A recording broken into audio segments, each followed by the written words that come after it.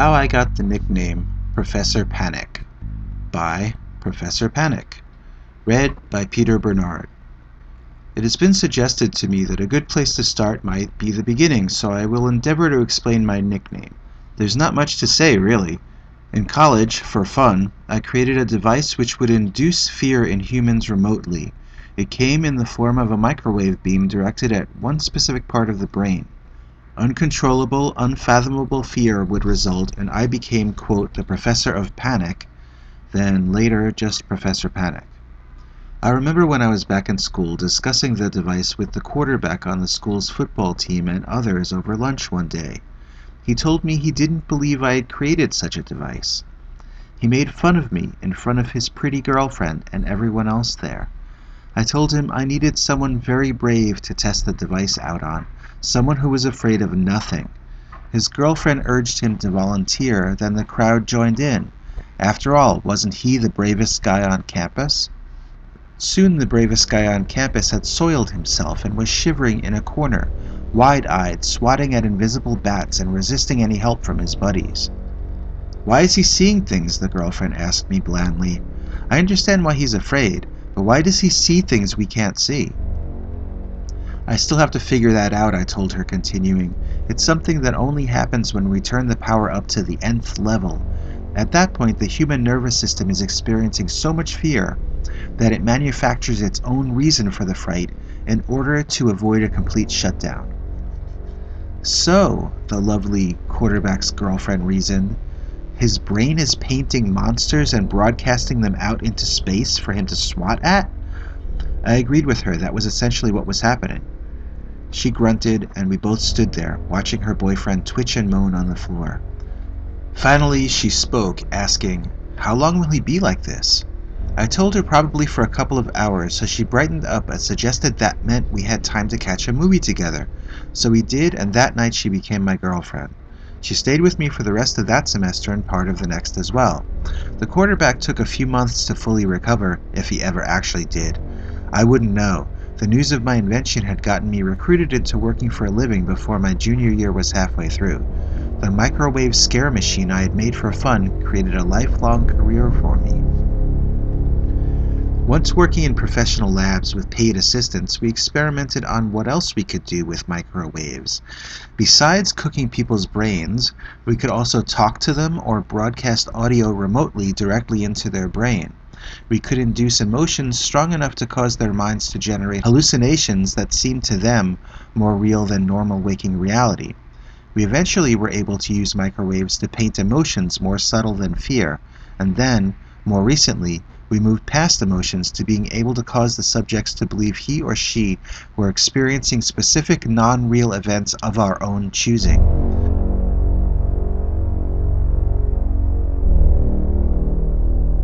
But as I said, that was a more recent development, at least for our company. For most of our history, the things our equipment caused subjects to experience were largely out of our control and generated by their own subconscious and their own nervous system. We could make you see monsters, but we couldn't decide which monsters you saw.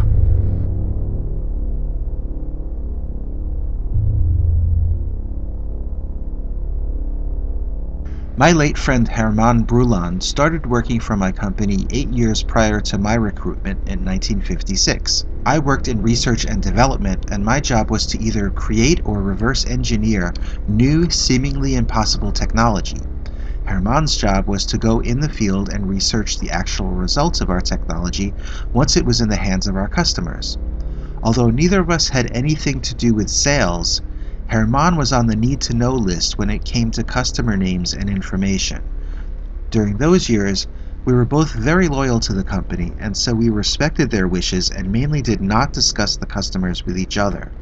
There were a few exceptions, though, and this is one of them.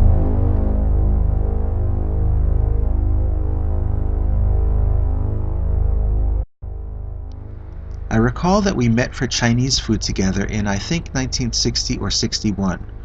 Brulan told me he was having some trouble with a customer and he couldn't tell management about it, so he needed to explain it to me and ask my advice and guidance. I told him I did not think I was an appropriate choice, but he cut me off and said the tech this customer had just bought was a more modern version of my original Fearmaker machine, so I agreed to hear him out. At this stage of the game, I remember, all the buzz in our industry was that one of our rivals had found tech for creating portals which allowed people to move between realities. That was all we in our company knew about it at the time. Bruland had standing orders to keep his eyes and ears open about it, as this was the kind of tech we would most like to get our hands on to reverse engineer. Herman told me that every single strange occurrence he came across, he wondered if it could be the result of this rumored tech, and he was now required to turn in a separate report for each event on that subject. He told me he strongly suspected this individual he called Customer 313 of being in possession of this kind of portal. "Why do you think that?" I asked, and Herman mumbled something about how the guy collected all kinds of tech. "How do you know?" I asked. "Okay," Herman began. "I was down in Arizona keeping an eye on this guy's property, right? Customer 313, I mean." "Oh, that's why you went to Arizona," I said. "That's why I went," he agreed, taking a sip of tea.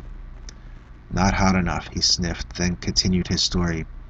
"So, I was parked down the block from this guy's mansion starting at 6:15 a.m. and lasting until around 5 or so in the evening. I never saw any activity in the slightest. I was getting extremely stiff, so I got out of the car to walk around for a while, you know. Just then I hear this voice in my ear saying, 'I can see you.' I turned around, but there was nobody there. I turned around again, and I'm in somebody's old-fashioned living room. There was a fireplace and a guy sitting in an antique chair in front of it, wearing a smoking jacket. He was laughing at me. It was Customer 313. I recognized him from a photograph. He stopped laughing and said in a stern voice, 'I wasn't aware that part of my purchase was a silly man in a silly hat driving all the way down to Arizona to spy on me.' 'Then you mustn't have read the fine print,' I said in as friendly a manner as I could, 'and I'm not spying exactly.' 'You're spying, that's exactly what you're doing,' he was snarling now. 'I can read every thought you're thinking. I can even change them to any thought I wish.' 'Well then,' I interjected, 'you must know then that I'm here as a service provided by the company. I can be useful to you in many ways. I can silence witnesses before they talk to the press about your secret tech. I'm skilled at cleaning up messes. These kinds of technologies sometimes create messes bigger than people are ready to clean up.' He considered what I was saying and agreed that it might make sense for me to stay in and around the area for a while, but he instructed that I must never report anything related to him to my superiors. He never said anything about telling my friends, though, so I'm telling you this for the sake of keeping a record of these strange occurrences that occurred in Gila County, Arizona.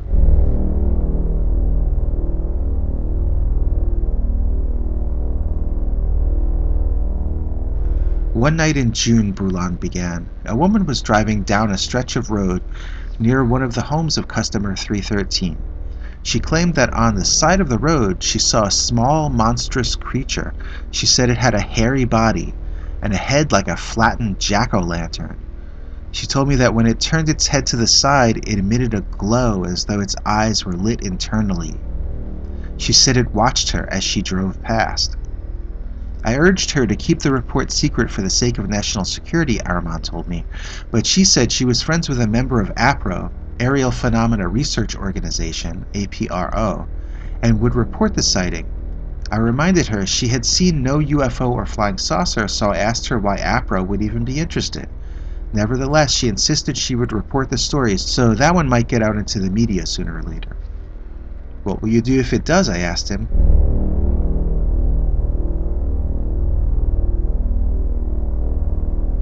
"Nothing, probably," he answered. "It's usually too late by that point to do anything but mock the story and discredit the witnesses, and that's not usually handled by my department." Was that the last weird story from around here? I wondered out loud. "Hardly," came the quick reply. I began to stake out that neck of the woods, and sure enough, at least one person or one couple per night came flying out of the area wildly, speeding down the road. When I'd pull them over and question them, each reported supernatural occurrences happening, always along that stretch of the woods leading past the mansion. One gentleman reported a monstrous-looking man who tried to hitch a ride from him. He'd drive past the monster, then see him again further down the road, and again further down. He said it was the most terrifying night of his life and he wouldn't drive down that road again if I paid him. I would sit up behind a billboard just like a traffic cop and wait for someone to speed by. Then I'd put my siren on top of the car and chase them down. I'd show them my company identification, but there's only been one guy so far who didn't automatically assume I was from the government. They'd spill the beans on the incident, still in shock from what happened, or what they thought had just happened.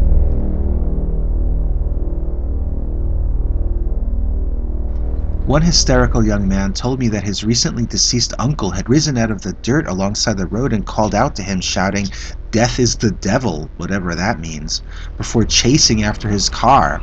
His dead uncle managed to keep pace with the car until he heard my siren and ran off into the bushes, said the kid. The boy's eyes darted all around as he spoke to me, looking in the trees, looking in the bushes surrounding us for his dead relative, sweat pouring down his face and off his chin. Well, I interrupted, that seems proof that this was the result of the customer using my old fear tech. I doubt that a dimensional portal would let in dead uncles who speak gibberish.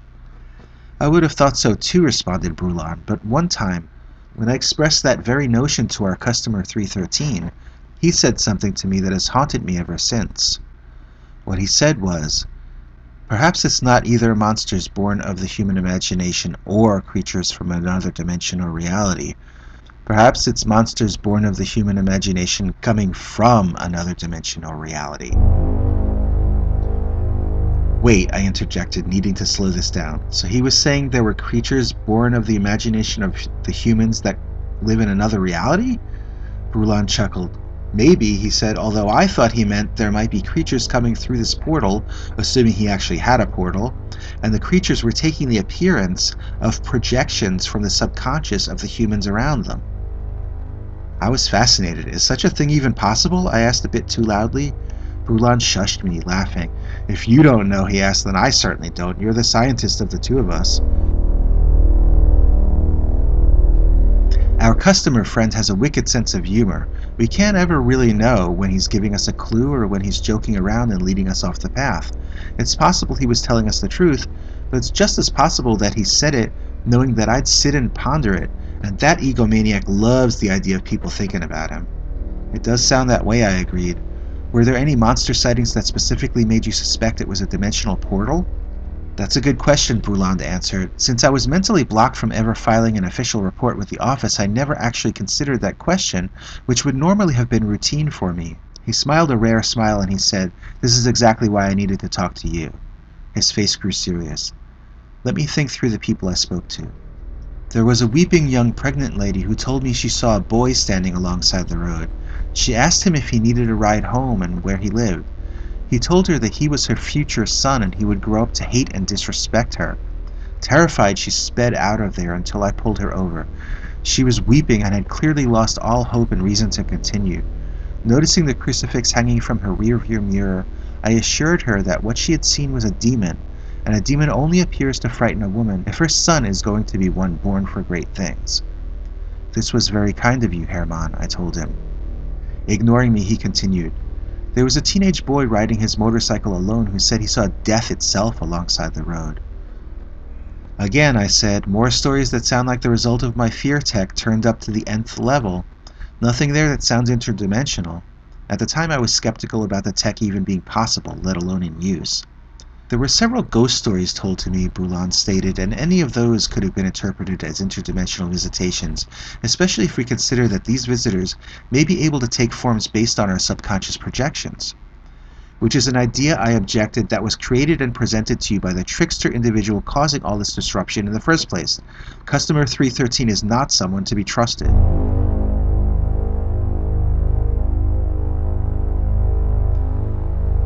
Brulon continued. An elderly gentleman told me that a beautiful young woman was hitchhiking on the road and he stopped to let her in. She got in and told him wonderful things about the afterlife. He said he was afraid of death, but she told him it was beautiful. Then he said she leaned over and put her foot on the gas pedal and tried to drive the car straight into a tree. My, how interdimensional of her, I teased. Come on now, Herman. These are all stories that describe the use, or really the misuse, of my old fear tech, and that's what you know for a fact that the company sold him. Brulon shook his head. The stories I was told, his voice trailed off and he stared at the table between us. The stories were so strange. It had an extra layer of weirdness I just couldn't grasp. For instance, there were two different individuals, Bruland informed me with deep horror in his expression, who claimed to have seen a tree come to life and try to grab them with its branches. I stifled a chuckle at this, wanting to laugh at the idea of a talking tree, but forcing myself not to because Bruland's eyes clearly held no mirth. Looking annoyed despite my effort to remain serious, he continued. One elderly couple reported seeing a man on the side of the road. They thought he was lost and slowed down to see if they could help him in any way. That's when they claimed they saw him melt into a huge worm or caterpillar-like creature before their eyes. They drove away in horror, and they also have sworn off this stretch of woods.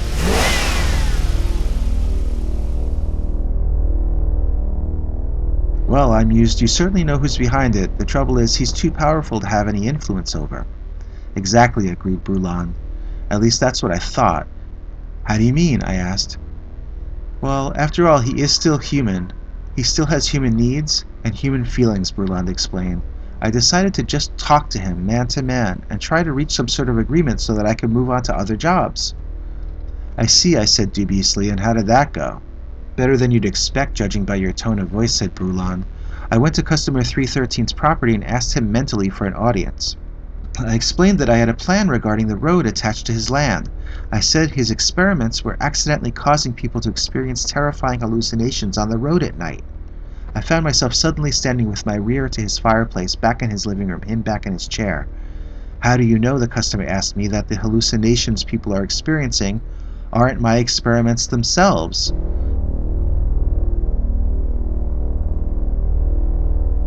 Of course I knew they were. I knew this guy was a sadistic monster who regarded other people as flies for him to pull the wings off of. I didn't allow that thought to enter my mind, though. Instead, I projected imagery of admiration and love toward him. Such a great man as yourself, I spoke aloud, would not trifle in such matters as fear and torture.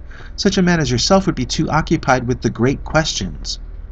Having appealed to his vanity, all that remained was him finding ways to ask me what these great questions were without giving away the fact that he didn't actually already know. What are the great questions? I asked. I've never heard of them. Oh, me neither, said Bruland. I just made them up.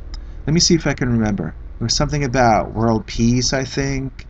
It was all this stuff about humanity's great search being the quest to know oneself and recognize oneself in all others.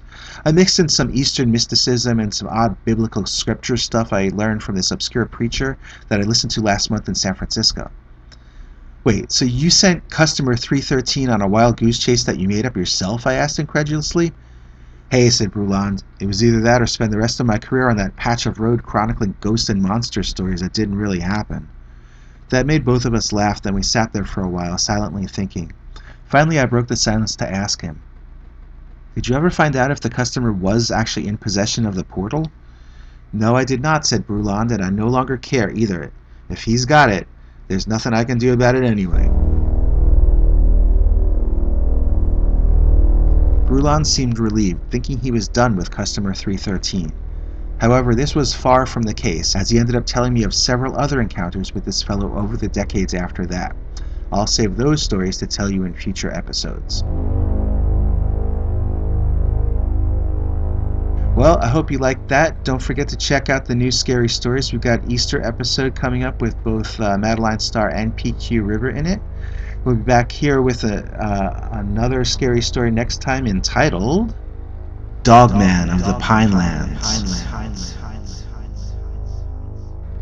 Until then, always remember, the impossible is very, very possible.